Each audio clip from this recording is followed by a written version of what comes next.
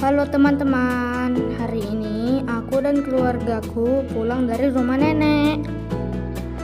Kami menggunakan kapal feri teman-teman.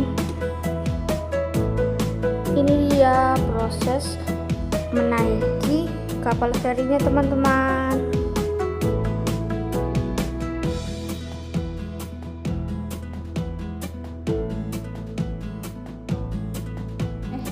Di kapal feri ini terdapat fasilitas seperti musola, klinik, toilet, kantin, dan ruang menyusui.